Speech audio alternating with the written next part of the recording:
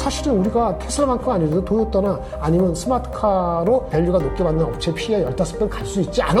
라고 15배 쳐주면은 지금 비즈니스만 가지고도 60만 원 대가 나와요. 그러면 이제 우리가 80만 원하고 50만 원 차이하고 이 프로그레스를 어떻게 보냐에 따라 갖고 기다림이 있으면은 결국은 더 올라갈 것이고요. 긍정적으로 봅니다. 근데 이 기다림이 22년도 2월하고 5월하고 올해 가을하고 달라지기 때문에 현대차를 비롯한 자동차주를 볼 때 이제는 판매 증가율보다 로보틱스, 자율주행 같은 미래 모멘텀을 더 우선해서 봐야 할까요? 다 필요하죠. 현대차가 북밸류 기준으로 한 4, 5만 원이 북밸류고요. 애널리스트 목표 주가 80만 원 이상의 두 군데인가 세 군데 나왔는데 첫 번째 애널리스트 목표 주가 80만 원을 기준으로 합시다. 지금 50만 원도 넘었는데 80만 원 기준으로 할 때 시가총액으로 164조래요. 그 어떤 애널리스트 얘기입니다. 한 증권사. 이 80만 원 기준으로 했을 때 그 시가총액 있잖아요. 지금 아니고. 그거의 비중이 보스턴 다이내믹스도 있고, 그 다음에 자율주행을 잘 해서 그 데이터를 가지고 자율주행을 대신 만들어주는. 그러니까 자율주행 파운드리 TSMC 같은 그런 비즈니스가 하나 있고, 지금 없죠. 또 하나는 기존의 자동차 잘 팔리는 거 세 가지예요. 어디가 가장 많을 것 같아요? 시가총액 164조 중에서 어디가 어느 정도 비중일까요? 라고 제가 물어본다면, 보스턴 다이내믹스, 자율주행, 기존 자동차의 비중이 여전히 거의 40%에서 50% 사이입니다. 그러니까 기존 자동차 시장이 뭐 조금 덜 팔리는 상관없어. 왜? 기존 자동차 비중이 40%에도 이게 우리가 앞으로 미래에 대한 건 다른 쪽이니까 이거 뭐 조금 차이 나는 거 신경 안 써 투자가 들이 그러면 사실은 임팩트가 별로 없을 수 있지만 어쨌든 계산적으로는 밸류는 이게 한 42% 돼요. 가장 크고요. 두 번째는, 자율주행. 우리가 웨이모한테 현대차가 얼마 전에 5만 대를 판다. 이렇게 나온 게 있는데 그런 거. 자율주행해갖고 파운드리 비즈니스 하는 이 포텐셜에 대해서 무려 30% 넘게 비중을 차지한다고 보고 있어요. 이게 60조. 아까 말한 게 일반 기존 자동차가 69조, 그 다음에 자율주행 파운드리 비즈니스 60조.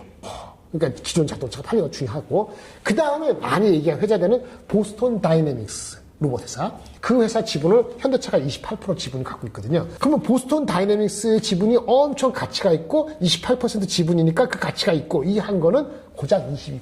근데 22%도 큰 거예요. 보스턴 다이내믹스 지분 가치가 얼마쯤 되면 시장하고 달리 시장에 예전에 우리 상장 얘기 나오기 전에 30조, 50조 이랬거든요. 이 애널리스트 80만 원을 불었을 때 보스턴 다이내믹스의 기본 가치에 대한 비중은 아까 비중이 22%밖에 안 나왔지만 보스턴 다이내믹스 가치는 시총은 물론 128조를 예상해서 거기에 28%를 때려가지고 그게 35조예요. 그게 35조가 그래봤자 현대차 80만 원 했을 때 구성하는 건 22%라고. 그 무슨 말이죠? 보스턴 다이내믹스 좋고 자율주행 좋은데 현대차 자동차가 잘 팔려야 돼요. 근데 이거는 얘네가 잘 해서 하는 것도 있지만 어느 정도 규정이 돼 있잖아.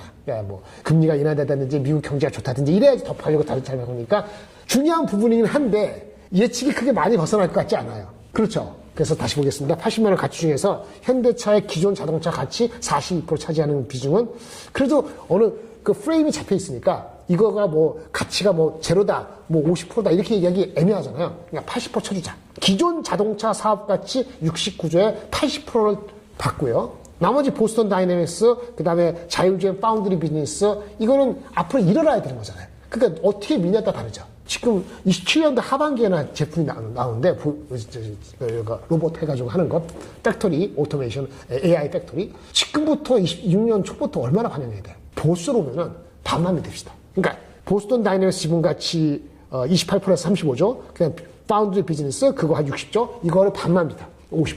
기존 비즈니스는 80%. 이렇게 짬뽕하면 얼마 되죠?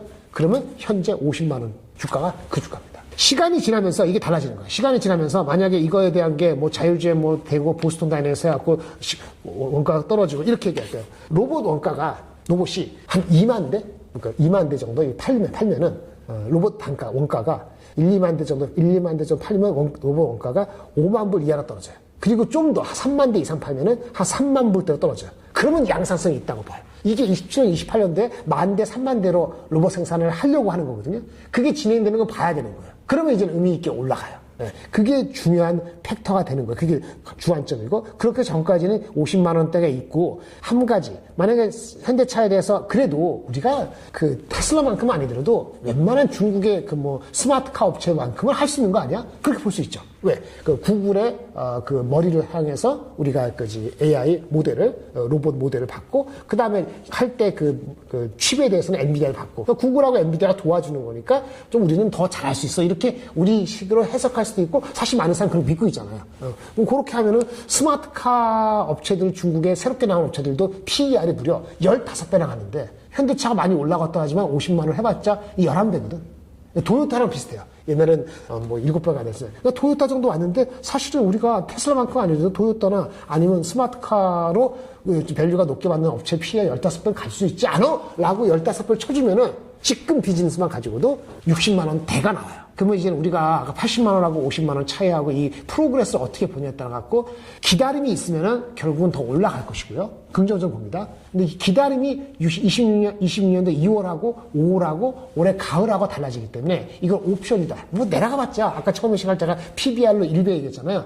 자산 가치, 뭐 저기 양재동이 아니고 이렇게 땅, 삼성동의 땅 가치 이런 거 장부 가치로만 쳐준 거. 그 사실은 제시표가 달라지잖아요. 그 다 안 가고 45만 원부터 1배니까 여간에서 이게 혹시 문제가 생기더라도 북밸류 1배를 이하 내려갈 가능성은 사실 낮죠. 그러면서 밑에는 하방에 견지하고 위에 올라가는 거는 시간이 걸린다는 측면에서는 현대차가 어쨌든 간에 로봇과 자율주행의 플러스 요인이 시간이 가면 갈수록 받을 가능성이 있다. 이 정도로 말씀을 드릴 수 있고요. 마지막으로 로봇 얘기했는데 로봇 주식, 일반 주식들, 로봇 많은 주식들은요. 한바탕 갔어요. 새롭게 들어가는 사람은 철저하게 이 전망이나 애널리스트가 포캐스트 하는 리포트만 보셔야 되는 거고요. 그리고 다만 지금 있는 거를 그럼 팔 거냐. 비중은 30%, 로봇은 비중 30%? 이러면 파셔야 돼요. 너무 많아. 삼성전자 하이닉스 합했어요. 기관 투자가들이 많이 넣는 데가 40% 이상 못 넣습니다. 한 종목은 20%안 넣는다고. 근데 로봇 좋다고 30%? 그거는 진짜 도박은 아니더라도 너무 많아. 그러니까 그렇게 많으면 비중을 줄여야 되는 게 맞고요. 다만 절대적인 주가로 비중을 줄이는 거는 시점에 대해서는 조금 빠를 수도 있긴 한데 좀 늦을 수도 있긴 한데 그 많은 업체들 로봇 업체들이 상장해요.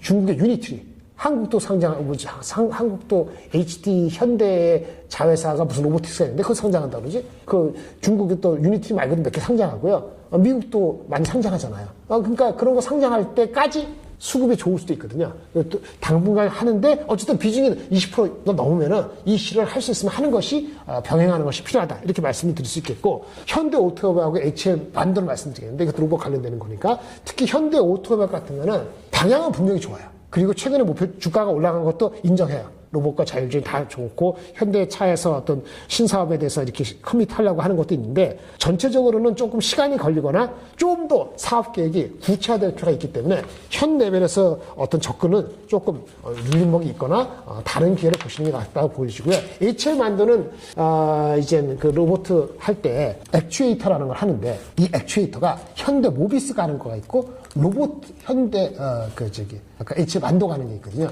HL 만동하는 건 로봇 중에서 걔네가 스팟이라고 있죠. SPOT. 예, 사족 보행 그거 런치더라. HL 만드는. 그 우리가 아는 휴머노이드 아틀라스에 들어가는 건 현대 모비스예요. 근데 문제는 현대 모비스는 다른 원래 AS 사업부가 있기 때문에 이게 주가가 팍팍 튀지가 갑갑해. 무슨 지배구조 나올 때나 되기 때문에. 그러니까 좀 갑갑한 게 있고 H를 만드는 그런 면에서는 조금 더 밸류가 싸기 때문에 좀 편하긴 한데 아까 말한 것처럼 스팟에 먼저 들어간단 말이에요. 그러니까 그 파괴성이 그렇게 세지 않을 수도 있어요. 지금 레벨의 주가 레벨에서는 서두를 필요는 없다. 이렇게 말씀을 드릴 수 있겠습니다. APR 1400의 미국 시장 진출 제한 단순한 수주 이슈일까요? 아니면 장기 전략 카드일까요? 네, 전략카드입니다. APR 1400이라는 것 자체가 미국의 설계 인증을 받은 거란 말이에요. 미국의 원자력 규제위원회인가? 영어로 까면 NRC? 거기에서 이렇게 받은 건데, 이거를 이제 무형자산으로 이렇게 있었는데, 이번에 상각을 한정기술에 실적할게 하면서 이 무형자산을 쌓아놓은 거를 상각을 시켰어요. 상각 손실이 났겠지, 85? 상각을 했다는 것 자체는 무슨 얘기냐면은, 이거는 임박했다는 거예요. APR 1400이 비즈니스로 상업화되기 임박했거나 준비가 되고 있다는 것을 보여주는 신호를 해석할 수가 있기 때문에 이거는 전략적인 무브먼트를 생각하고 관련되는 주식이 한정기술이 먼저 올라왔어요. 한정기술이 주가가 이게 원래 한정기술이 원래 비싸거든요. 한정기술은 아시다시피 한손을 같이 하는 건데 이게 주가가 비싸긴 한데 원래 비쌌어요. 예전에 한정기술은 10몇 년 전 2010년 15년도에 우리가 팀코리아 비슷하게 그 당시도 원전 이슈가 나올 때 PER이 무려 67배까지 갔어요. 그러니까 한정기수 원래 비싼 거예요. 근데 이번에 APR 1400 이제 무형자산을 삭감했다는 것 자체는 아까 말한 것처럼 활용할 준비가 어느 됐다 이렇게 인식될 수 있기 때문에 그 주가가 지금 오른 거거든요. 근데 이제 문제는 주가가 많이 반영됐어요. 많이 반영돼서 가축의 식물 입장에야 뭐 좀 더 가지고 계실 수 있는데 새롭게 들어가는 입장에서는 이게 20만 원 갈지에 대해서는 좀 퀘스천이에요. 그렇게 얘기하고요. 그 정도로 얘기하면은 한정기수 아까 그 APR 1400에 대해서는 의미가 있고요. 그 다음에 그거 말고도 국내적으로 법 개정이라든지 SMR 이런 것도 많이 있기 때문에 원전 쪽에 대해서는 단계가 많이 올랐다는 게 가장 큰 이슈고요. 전체적으로는 비중의 문제다. 라고 말씀을 드리고 저는 현대건설을 더 좋게 생각해요. 그거는 이렇게 생각해요. 현대건설 좋게 생각하는 거는 다른 게 아니에요. 현대건설을 커버하고 알고 있는 애널리스트들의 지식이라는 것이 한계가 있을 수 있어요. 건설 사업이 잘 돼야 된다고 생각하잖아요. 근데 그게 안 되더라도 원전으로 얼마까지 갈 수 있는지를 컨비네이션 했을 때 밸류가 얼마인지에 대해서 사실은 어느 누구도 안 가본 길을 가기 때문에 목표 주가를 올릴 때 차근차근히 좋게 얘기했을 때 나쁘게 얘기했을 때 천천히 아니면 좀 나쁘게 얘기하면 소심하게 올릴 수도 있어요. 그 생각보다는 목표 주가가 더 갈 어떤 업사이드가 있는 거죠. 그런 거 감안하면은 현대건설이 최근에 두산 에너빌리티라든지 이런 주식 못지않게 올라온 이유가 있는 거예요. 사실은 현대건설을 단순하게 만약에 그 건설 사업으로 본다면 이미 PBR은 싸지 않거든요. 근데 이런 컨비네이션을 보면은 지금까지 올라온 주가가 된다고 말씀드릴 수 있겠고 이슈는 뭐냐면 현대건설이나 두산 에너빌리티나 그 한정기술이나 많이 올라왔다는 게 문제예요. 두산 에너빌리티가 만약에 12만 원, 3만 원 가려면 이게 여러 가지 파이프라인에 있는 게 있는데 SMR도 있고 가스터빈도 있고 여러 가지 있는데 이런 것에 대한 밸류를 PER이 아니고 EBB 따라 22배 주고 2030년 걸 땡겨야 되는데 제가 봤을 때는 계단식으로 가다 멈추다 갈 것 같아요. 오래 기다리시면 두산 에너빌리티 아직도 갖고 있어서 괜찮아요. 근데 신규로 들어가는 거는 두산 에너빌리티 날지 현대건설이 내려갈 때 가는 게 날지 아니면 진짜 한정기술이 좀 어떤 외부적인 연을 빠질 때 한정기술은 진짜 튼튼하기 때문에 원래 비싼 거기 때문에 사람들이 용인한단 말이에요. 아까 말한 것처럼 67배가 갔었기 때문에 50배가 안 비싸다고 얘기할 수도 있는 게 한정기술이에요. 근데 셋 다 목표 주가와 괴리는 이제는 10% 이내요. 제가 아까 말씀드렸잖아요. 10% 이내면은 다른 섹터를 먼저 찾고 조정받을 거 기다리거나 더 갈 데 없으면 갖고 있는 걸 늦게 팔자. 이전 정도지 새롭게 들어가는 것에서는 글쎄 조금 저하합니다. 지정학적 긴장이 반복되는 환경에서 방위산업을 사이클이 아닌 구조적 성장 산업으로 봐도 될까요? 구조성 가능하죠. 그러니까 주가 올라왔죠. 그러니까 욕하는 이 순간에 이게 언제 올라올지 모르지만 올라오는 순간에 만약 이란하고 미국하고 전쟁이 일어날 수도 있고 또 협상이 잘 돼서 좋은데 협상이 잘 되면 방산주 좋겠어 나쁘겠어요? 안 좋죠 당연히. 그러니까 이게 구조적인 얘기를 하면서 동시에 이 방송을 듣는 사람들은 무슨 헛소리야 어저께 얘기한 이런 소리 할 거라고. 이 방송에 한계가 있는 건 아는데 여러분들이 만약 그렇게 일일비하는 거를 접근한다면 구조적인 얘기를 해도 소용이 없어요. 방사는 그런 얘기다. 그럼 지금 밸류가 어떻게 되냐? 밸류부터 말씀드릴게요. 여러분 그걸 알고 싶어 하니까 이게 2월 20일 종가 기준 제가 하는 건 다르니까 이해하세요. 2월 20일 기준으로 애널리스트 평균 컨센서스 이익 기준으로 PER이 하나에어로스페이스, 현대로테, LIG 넥슨이 25배에서 30배예요. 한국항공우주는 좀 다릅니다. 얘는 좀 성장이 나중에 가파르기 때문에 높아요. 46배 정도 돼요. 그런데 이것이 이 하나에어로스페이스 각 네 기업의 과거 5년간 평균 PER 배수로 따지면 딱 중간이에요. 비싸지도 않고 싸지도 않아요. 그런데 이게 또 하나 항상 비교할 때 또 하나서 이 어떤 주식의 과거 흐름하고 비교해야 되고 또 하나는 글로벌 피어가 있다면 글로벌 경쟁하는 회사 비슷한 회사 미국의 로키드 마틴, 제너럴 다이내믹스, RTX, 노스트롭, 그룹 이런 회사들은 우리보다 비싸지 않아요. 20배 정도. 근데 우리가 성장이 높으니까 우리가 더 높을 수도 있죠. 오케이. 그리고 라인메탈이라고 엄청 잘 나가는 독일에 전차 만들고 하는 이 얘네는 40배예요. 그보다 싸죠. 우리가 지금 비싸지도 싸지도 않아요. 그래서 트럼프 말하고 우크라이나 거에 따라서 어떤 얘기가 나오면 내려갔다가 어떻게 보면 올라가요. 지금 질문은 구조적인 질문에 쓸데없는 얘기를 한 것 같습니다만 구조적인 얘기를 나발이고 어쨌든 주식을 투자하시는 분이 구조적인 거 별로 신경 안 쓰는 사람이 거의 반 이상이기 때문에 말씀드린 거예요. 구조적인 건 구조적이니까 주가가 이만큼 올라온 거지. 작년에 올라온 거 생각했어요. 26년 말고 25년에 올라온 거 생각해 보시라고. 그럼 앞으로 구조적이죠. 만약에 우크라이나하고 러시아하고 전쟁 끝난다. 그 다음에 트럼프가 심각하지 않나? 트럼프의 논노 독트린으로 각 나라는 네가 알아서 해. 이거잖아요. 이게 변화지가 없는데. 그러면 유럽하고 나토 회원도 그렇고 뭐 GDP의 2%가 방산인데 방위비인데 이게 5%까지 돈이 되고 3% 이상 하겠다는 그 스토리를 줄이겠어요? 안 줄이겠죠. 다만 이럴 수 있지. 돈이 없어서 원래 3% 가려고 그러는데 복지 예산하고 거기 정권들이 바뀌니까 원래 2에서 5% 가려고 그러는데 천천히 가자 이럴 수도 있지. 그게 다 구조적으로 맞는데 중간중간에 허들이 있을 수 있다는 걸 생각해야 돼요. 그거 다 아니까 주식에서 밸류에이션이 딱 중간에 가서 안 움직이는 겁니다. 제가 지난 9월 달에 내려가고 나서 방송을 했을 때 2차전은 똑같은 거예요. 구조적으로 내려가지 않습니다. 구조적으로 높아지니까 구조적으로 주가 내려가지 않아. 그러니까 트레이딩 업이 맞는데 구조적인 것만 가지고 주가가 팍팍 올라가느냐 우선순위는 아니다. 조선도 있고 변압기도 있고 반도체도 있고 할 거 많은데 방산에 아까 그 구조적인 말고 다른 이슈가 왔다 갔다 하는데 얼마나 많은 사람이 구조적인 매달려갖고 3년, 2년을 기다리겠어요. 구조적인 말 자체에서 우리가 2년, 3년 얘기하면 그거는 현실하고 더 떨어지는 얘기인데 그런데 구조적인데 지금 밸류에이션이 18배다. 20배다. 그러면 과거 평균보다 훨씬 낮잖아요. 그때는 기회죠. 그 올해 1월달에 올라가기 전에 작년 12월 말에 그렇게 내려갔을 땐 기회였지. 1월달에 이게 방산이 얼마나 올라갔어요? 한 30몇 % 올라갔잖아요. 그리고 최근에 다시 또 그 평화는 내려간다잖아요. 그러니까 사이클이 아니고 그런 트레이딩을 인식을 해야지 현실적으로 먹는다는 거고 구조적인 건 맞습니다. 2년, 5년 트럼프 독트린이 무너지고 트럼프가 갑자기 전 세계 같이 평화롭게 하자 이런 게 아니냐. 그 다음에 대한민국도 우리가 지금 미국하고 엄청 친한 거 아니잖아요. 근데 우리가 자주국방 해야 되잖아요. 이재명 대통령도 그렇고. 근데 국방비를 줄이진 않겠죠? 구조적이죠. 하지만 밸류에이션은 딱 그걸 반영해서 중간이다. 이렇게 말씀드리겠습니다. 앞으로 6개월 동안 투자자들이 가장 먼저 점검해야 할 하나의 핵심 변수가 있다면 무엇일까요? 단 한 개, 그게 참 애매하죠. 미국 시장, 한국 시장 다른데 미국하고 똑같은 거는 하나죠. 유동성이죠. 유동성은 뭐냐? 미국의 유동성은 금리 인하고요. 금리 인하가 늦게 할수록 한 번, 두 번, 그러니까 세 번이 아니고 두 번, 두 번이 아니고 한 번. 그리고 그 횟수가 언제 시작하느냐. 미국이 엄청 중요한 거고. 이것도 한국에 중요합니다만, 한국은 이거보다 더 중요한 게, 것처럼, 부동산 자금 한국으로 넘어가니. 부동산 가격 다시 올라가잖아요. 이게 다 끝장입니다.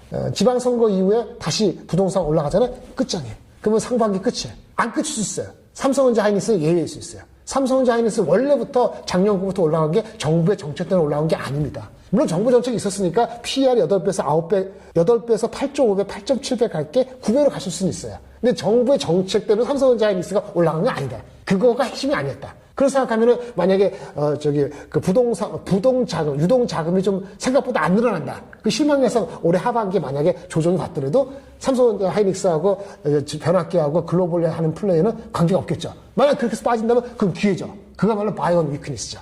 그런 기회가 안 오길 바라죠. 계속 승승장구하길 바라죠. 그쵸? 삼성전자가 20만원, 30만원 되고, 현대 하이닉스가, 90만원에서 150만원 되기를 바라죠. 근데 만약에 금리도 인하하고 모든 게 다 잘 되고 유동성 자금이 다 들어오잖아요. 그러면 이제는 삼성전자 하이닉스 올라가는 거 말고 다른 주식들이 그런 거에서 움직일 거예요. 그러면 코스닥이 더 오를 수도 있어요. 그래서 하나만 고르면 유동인데, 유동성 자금인데, 한국은 부동산, 그다음에 지방선거, 미국은 금리 인하.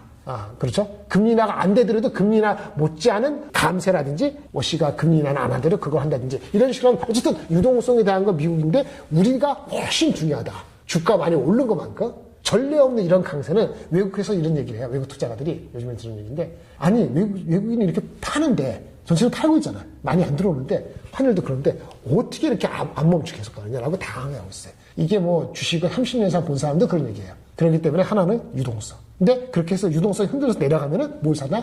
기존의 병목 형상. 산업적으로 병목, 부족하고 병목. 알죠? 벽에 딱 모여서 문제가 생기는 어디요? 반도체, 전력, 에너지.